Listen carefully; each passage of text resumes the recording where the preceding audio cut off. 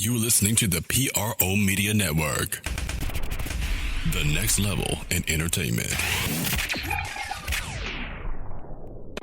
Let's go, baby, from the top. 1, 2, 3, 4, 5, 6, 7, 8, 9, 10,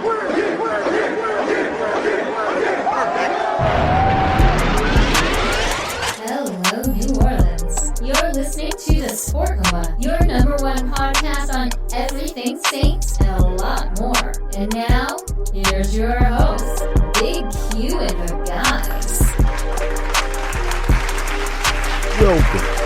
Welcome. You're now rocking with the Sports Coma with Big Q and the guys. And we have intense, entertaining, educating, and enlightening sport talk from your favorite sports family. I'm Big Q, and this is podcast 398, man. 398, recapping day number 7. Saints cap is going down in a major capacity, man. Welcome all new and used subscribers to the Sports Coma. For those who don't know, we are the number one independent podcast in the land dealing with the Saints, baby. Welcome. And, man, like I said, man, it's been fantastic, man, watching the Saints develop. I had a series of questions dealing with what dealing with the team, kick returning questions wide open. Who's going to be the kick returner? And I say, like Q, is there any other bigger questions to ask? The Saints have pretty much solved a lot of that. You know, that's what we're going to get in today's podcast. We're going to talk about the updates from day 7, giving you all the news and notes of some players that really showed out during this camp. People who you've never heard before or heard before in a minimal capacity. We've talked about pretty much all the Saints players that's on the team on this podcast. That's what we do. And either the known guys or the unknown guys. Sometimes the role players are just, I ain't going to say as important, but they have a very important pivotal role to play to help the team win as well. But we're going to get into that today.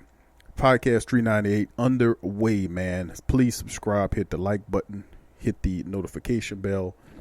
And please feel free to share the Sports Coma on Facebook, Saints forums, anywhere that you deem appropriate. Bring the Sports Coma with you. Also, other news we want to talk about is the fact that the Saints brought in former Lion running back Theo Riddick, who was making a decision based on 2 teams he wanted to go, either the Broncos or the Saints. Ultimately, he chose to go to the other team. We covered that today. We had a Theo Riddick watch, as pretty much the Saints were, I guess, the Broncos probably was offered him a little bit more in terms of money. He was looking for money. Saints were like, oh, no. We're looking at Mike Thomas deal. We're not going to break the bank with Theo Riddick, and they ultimately have to shift a little money around to deal with Mike Thomas's contract, being that they had just about $12 or $13 million freed up. But Mickey Mouse Loomis, who's the magical wizard of Capnomics, who makes all kind of magical arrangements happen and for the Saints books, he'll figure a way to make it happen. But Riddick goes elsewhere. We have interviews from Coach Payton talking about today's day. Also, the new big-time number 1 highest-paid receiver in NFL history. And of the current day, Mike Thomas will chime in. And we also have interview by our Hall of Fame quarterback, Drew Brees, as he'll chime in. And we also, if we have any time left, we'll talk about the kick return battle and the third pass rusher position on the third DE behind Davenport and my boy Cam Jordan. So without further ado, family, let's get right into it today. Now, it's been a lot of things circulating around in day camp, and let's get this going right now. Now, this was the 6th practice of training camp. It started off indoors with stretching, conditioning, all that kind of stuff. Mike Thomas showed up for the first time this year at camp with all that money in place. He ready to get to work. The Saints played about 20 minutes indoors, then moved outdoors, and they started shifting things around. They appeared to have a nice tempo throughout the practice. Players looked good as well. Now, in participation, J.T. Barrett and rookie wide receiver Deontay Harris, Emmanuel Butler, tight end Alize Mack, offensive lineman Derek Kelly were not on the field. Very obvious why J.T. Barrett wasn't on the field. He was released today for the 125th time. Not quite that many, but you get my point. But he was released from the Saints again, man. Again. And of course, we've seen this pattern before, but he was released, and the Saints put a tight end, re-signed Jake Powell, who's with the team some time ago, they bring him back. Running back Latavius Murray, safety Marcus Williams were observed participating in indoor stretching and conditioning, but both players didn't go outside with the team. Murray and Williams have missed about 2 or 3 straight practices with undisclosed medical issues. Team's not talking about it. Chris Banjo worked with the first team defense in Williams' absence. Running back Dwayne Washington has been getting some really quality repetitions why Murray is not in there.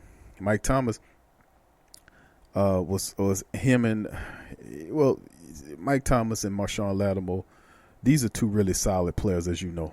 Now, while the 2 are close friends and they both of them went to Ohio State, the competition on field between them is often fierce, and it's showing. Mike Thomas is back and he's ready to get it pumping. Now, Thomas, he ran a really good route, attempted to make a short pattern inside during 11-on drills. It was Thomas against Lattimore. That's pay-per-view TV there, baby.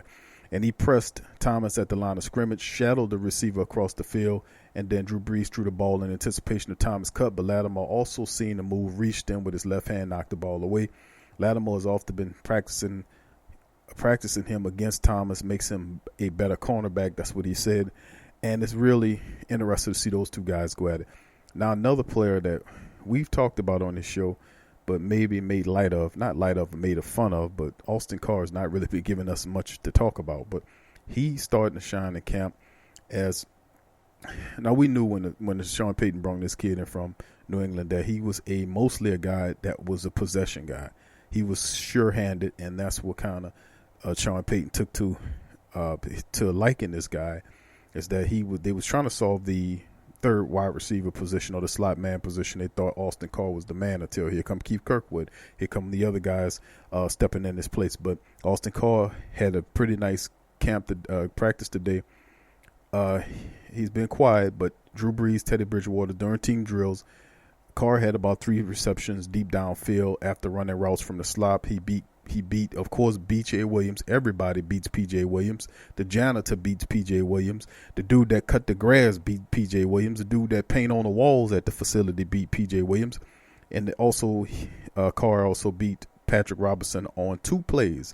Now, while Carr is currently pitched in battle with a deep route, we know he's really down that depth chart as far as the wide receivers go. You got Emmanuel Butler in there tearing it up. You got the other guys that's making noise as well.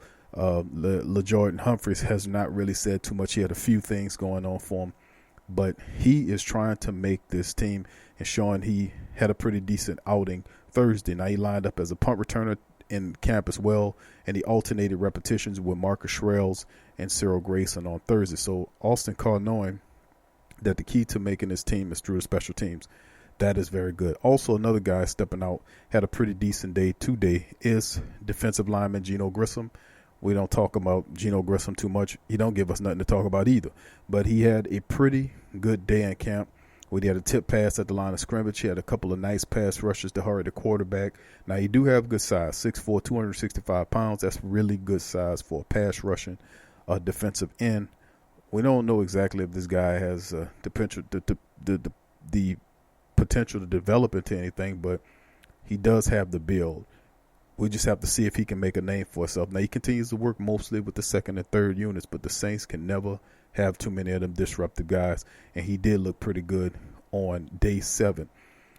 Now, Keith Kirkwood, who's been playing in absence of Mike Thomas while he's been dealing with his contract, was observed limping off the field during 11 drills. He spent the time on the sideline with the trainer before walking under his own power indoors with the trainer. So watch out for that. Keith Kirkwood was playing pretty good, mostly with the first team, was making some noise, not more noise than Emmanuel Butler, but he was pretty solid. Now, the player of the day goes to, dare I say it, Dan Arnold. I said it. Dan Arnold turned in really nice highlight reel catch. You can watch it on Twitter or watch it on the Saints website. He had a really good, nice catch. He made an inside move outside. He made an outside move off the line of scrimmage against Vince Beigel in coverage. And Beigel's not known as a coverage linebacker. Then he cut back inside. Taysom Hill spotted him and threw and nailed him high. He's 6'6", so he leaped high to snatch the ball. Also showed good concentration to secure the pass while absorbing Vince Beigel's hit, landing on the ground. The catch drew plenty of cheers from the crowd. Where was that catch at? During, I'm not even going to go even say it, family. You know where I was about to go. Where the hell was that catch at when you really needed it? But anyway, Dan Arnold trying to redeem himself. I'm going to give him every opportunity to. I'm still a little sour in mind about that, but you know how I am, family. We are the Saints, and we are supposed to forgive. But anyway, let's listen to the coach as he breaks down day number 7 of training camp. Here's your coach, Sean Payton. We signed tight end Jake Powell, and we waived quarterback J.T. Barrett. We're still at our 90 count. Any questions? Sean, we kind of figured Mike would be in pretty soon. But is it comforting, I guess, to have him in? Yeah, sure. I mean, look, he's an important part of what we do offensively. He's experienced. I felt real positive. I knew Mike was going to come in good shape, so it's good to have him back. It's good to see him out there moving around. Sean, what would you say is Michael Thomas's greatest asset? His hands? Yeah, I think he's a strong target in traffic. He's one of those guys that has a good radius for the quarterback. I think he's a tremendous practice. I mean, he's a guy that, really works at his craft relative to the whole week leading up to the game. But his strength is run after the catch. Those are all things that I think he does very well. Sean, do you think he's about as double covered, especially since he operates in traffic, about as double covered as you'll see in this league? Well, it's hard to say because, it varies per team, per coverage. There are weeks where, we'll get a heavier role, maybe on third down specifically. I think a lot of it depends on down and distance. I'm sure there are a handful of players. You look closely at defense as to, who you got to take away. And certainly he's one of those players, if you're defending us, that you want to, limit and try to minimize the threat he can have on you. And, that's something that you've got to work through formationally. That's something you got to work through relative to the quarterback's progression. And that's part of the little bit of the chess match each weekend. That's Coach Sean Payton thoughts on day number 7. Multitude of different topics and subjects. As always, the coach has a lot to say. Too bad we can't play the whole damn thing, but we deal with certain time restrictions. But it's really interesting that the coach talking about it. Also in camp today, not to make light of the fact that Trey Hendrickson, we've been asking the question about the third pass rusher position. Who's the third pass rusher? And I went down this whole spiel. If you watch the live stream, which we do every Saturday, for those who don't know, live stream is every Saturday at 12 o'clock noon. That's Central Time, family. You can, if you subscribe to the YouTube channel and hit the bell, you should get notified when we go live for the Sports Coma Live with live call-in, live chat, and we cover a lot of the things from the past week. But anyway, another person I want to talk about who's really starting to kind of play with, who's stepping up is Trey Hendrickson. I've been asking the question about who the hell is going to take the third pass rusher position in Saints camp, who's going to step up. We lost Okafor. A lot of people not talking about how big Alex Okafor's game was to the Saints. We did not. We tried to go the cheap man route, I should say, and not sign a name player, or perhaps when I mean the player like Muhammad Wilkerson, or perhaps a guy, a known proven pass rusher, maybe a third or fourth tier pass rusher that can come in and help off the bench. We have Wes Horton, who they picked up from Carolina, who has some potential maybe. I just talked to you about Geno Grissom, who looked pretty sharp. To me, the third position is wide open, but if this guy, Trey Hendrickson, steps up, he should earn it. Now, his problem has been health. He has not been able to remain healthy, and that's the problem with Trey Hendrickson. But in camp, when he's healthy, he is a force. Now, it's some say it's a make it or break it camp. I say either he makes it or he's not going to make it. This is his final time to do anything. The Saints have waited long enough on him. Now, he looks pretty good in camp. He's gotten a few scraps in training camp. He added a welcome physicality to practice. He's always been physical, always been the dude that's been on that. But he lowered his shoulder and laid a booming hit on Devine Zigbo and said, "Welcome to the NFL, rookie." And he looked unblockable with 3 or 4 sack-worthy plays signaled by on the on-site officials. Right now, he's He's the unquestioned third wheel in the pass rotation behind starters Cam and Davenport. I ain't gonna say unquestioned, but this is he's definitely the leader that they're looking at. You know, at first his main competition was Carl Granderson, who's unfortunately in jail. Behind him, you have to look at guys like Wes Horton, maybe Mario Edwards Jr., who some say he can help. I went through the stats and showed you Mario Edwards been in the league for 5 or 6 or 7 years, and he only had like 5 or 6 sacks. That's not good, man. So mostly Mario Edwards Jr. help in the interior of the Saints defensive line. So we're looking at guys like Carbon Kafusi, Porter Galston, behind Trey Hendrickson, and perhaps Trey Hendrickson, if he can remain healthy, he should win this running away because he has what it takes. He's been sucking up the Saints' air condition for the last 3 or 4 seasons now, and it's time for him to show what he can do on the field. Now, he looked good in camp. He's really physical, and he's playing with a chip in the edge, and we'll see exactly what he can do as camp push on. But it's looking pretty decent right now for old Trey Hendrickson. But anyway, before we finish up our talk, going into the kick return and special teams aspect of it, let's talk to the richest receiver in NFL history, Mr. Mike Thomas. Mike, we knew you'd be in eventually, but what was the most difficult part about not being here? Just, the missing those reps, competing against my teammates, knowing that if I win, the guy across from me got better, or if he wins, then, I got better, and there's ways to coach off of that. Just so the development and becoming a better player and a great player, you can't do that sitting at home. Were you able to, replicate some of that competitiveness when you weren't here? Yeah, for the most part, as much as I could, but, it's a lot different when you're just out here and you're competing against another hungry opponent. Mike, when you look at your early career, part of NFL history, setting a reception record, and I think it was about a month ago you said, was kind of the game plan you would stick to it? I don't want a penny more or a penny less. This is the market value, and this is what I want. Yes, sir. And I have to earn it too, and I feel like I've been earning it, and that's what I'm going to continue to do. That's how I approach the game, I set high goals, and I want to live up to them. So I feel like, you can't really find that out about a person from Q&A or maybe watching my practice. You got to really know the person and stuff like that. But I know deep down in my heart and my gut that, I love playing this game. I love competing, and I feel like I compete with the best. What was your routine like during the practices that you couldn't be at?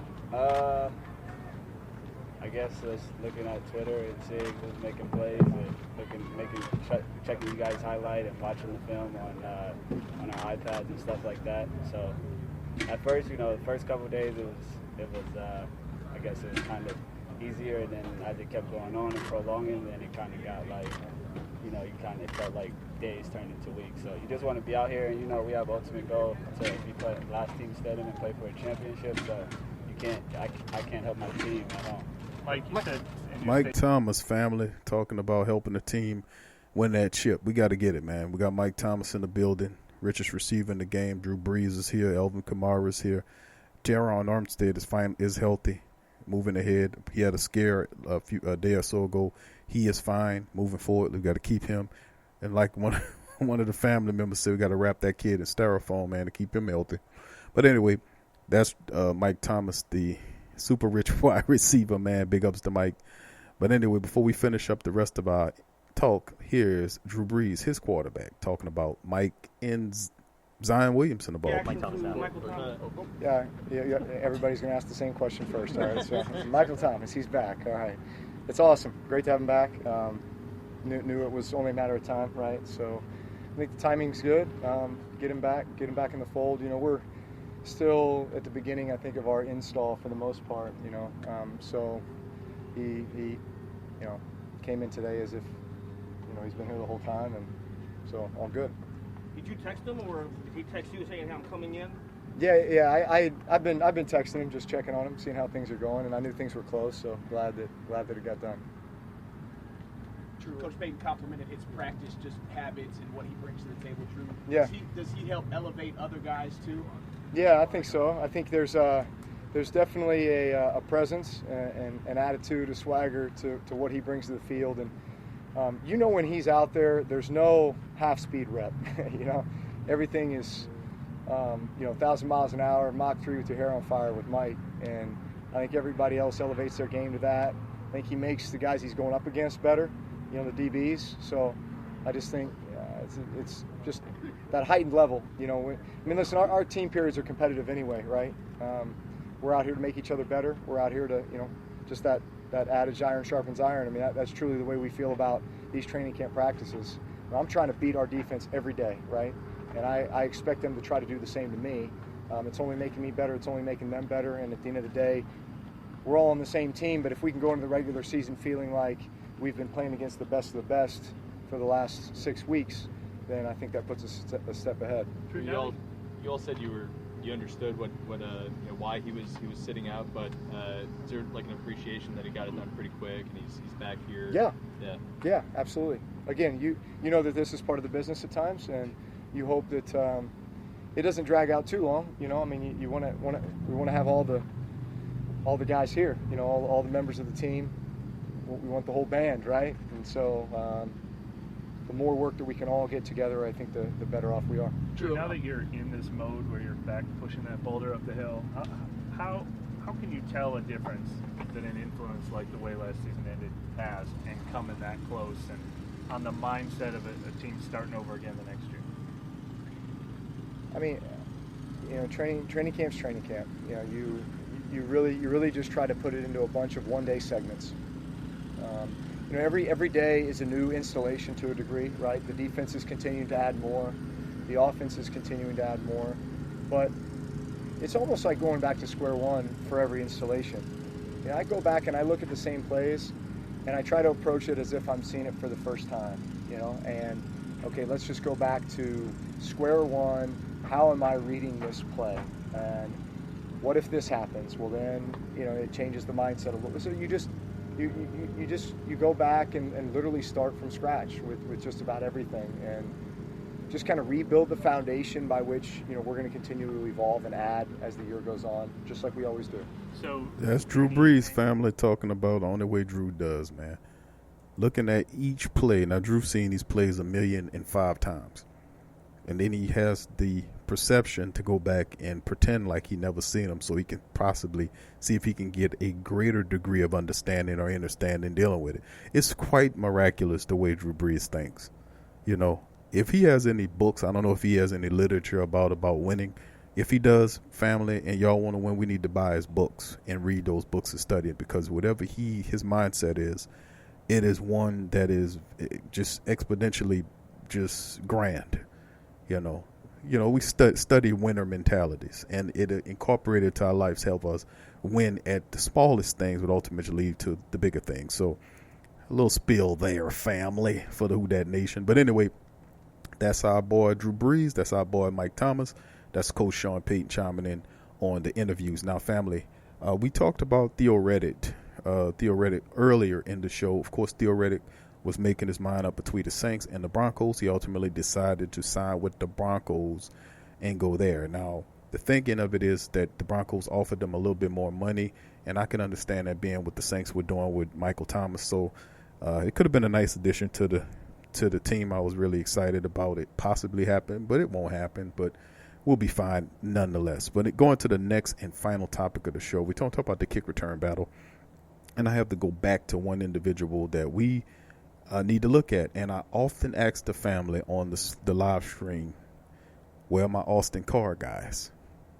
I got Keith Kirkwood guys. I got Emmanuel Butler guys. We got Sam McCobb Jr. guys. We got all these guys, but there's nobody that's talking about Austin Carr. Well, Austin Carr making noise, like I covered earlier today, and he was quoted as saying the thing about Austin is that he's a guy that's going to play hard. He's not the fastest guy in the world. He's not the biggest guy in the world, but he's going to play hard every time he gets out there. Now, he's in a kick return battle with, he continued to work on the punt side of things too, along with Marcus Shrell, Cyril Grayson Jr., Deontay Harris, who was absent from practice on Thursday. But he's taking every advantage to try to step up in the special teams room. Now, we know when Deontay Harris comes back, the Saints are going to look at him because he has all those college accolades. The Saints won't see what he can do. But in his absence, Carr is trying to make an impact. Now he's a third-year Saint. He's coming off a season where he only had 9 catches for 97 yards. He played on 26% of the team's offensive snaps and had 1 special team snap in 2018. In 2017, he had 3 offensive snaps and 6 special team snaps against Miami. Now, he's played on special teams before, but he knows that in order to make this team, he's going to have to do it in the special teams realm, because it's going to be difficult for him to beat guys like Sammy Cobb Jr., who's bigger and faster guys. I won't say they're better catchers of the ball, but those are big physical receivers, and Sean Payton loves big physical wide receivers. He loves big wide receivers who can catch. And Austin Carr is not that guy, but he is a sure-handed guy. But it's a long shot for Austin Carr to make the Saints. But it's good to talk about the man, and maybe something can happen, because you never know with injuries and all this kind of stuff that happen. Things do happen. You know what I'm saying, family? Things do happen sometimes that ultimately can possibly give him an opportunity to play. Seriously, you look at some of the stuff that's going on right now with some of the TV. Look at Dwayne Washington taking advantage of the fact that Latavius Murray's not there. Now, we know Latavius Murray is not in trouble of losing his job. We know he's the guy right behind Alvin Kamara. But when you span out, you look at Dwayne Washington, who is physical in pads. He's one of the guys, you put pads on him and you get physical at practice. He's the guy that's like a bumper car. He running into guys. He's hard to bring down. He's a big running back, about 6'2", 6'1", 6'2". I think he's 6'1", 225 pounds. Carries the load really well. He's familiar with the Saints schemes and schematics and whatnot. But a lot of people kind of overlooking Dwayne Washington, and you bringing in these other guys to try to give competition to that place. But Dwayne Washington saying, listen, this is my job and I'm going to keep it. And he's been looking pretty good in camp thus far. But like I say, some of these injuries will occur, and it'll give other guys opportunities to step up and show the fan base, to show the media, and more importantly, to show the coaching staff what these guys are made of. So, man, like I said, man, splendid stuff going on at camp. The Saints starting to build moving forward. And it's August the 1st, family. It's August the 1st, and we are in the month when games will start. It ain't going to be much of a game. We got some preseason crap that's going to happen. But, I mean, in terms of the Saints are concerned, but, man, all I can tell you, family, is that, man, we looking good, man. I got to say, we look good. And I'm proud of our team and what they can accomplish. Anyway, that'll do it for the show. Thank you guys for listening to the Sports Coma with Big Q and the guys. If you like the show with a thumbs up. If you haven't subscribed, please subscribe. Hit the notification bell. Share the show wherever you socialize. And we'll be back tomorrow covering another day 8 of Saints training camp. If you want to get on our live stream, it's every Saturday at noon Central Time.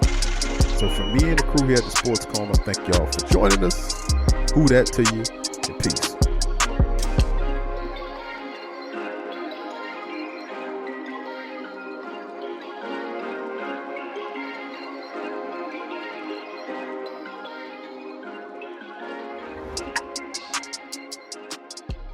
If you haven't heard the Sports Coma, this is what you're missing. Check out the Sports Coma with Big Q and the guys.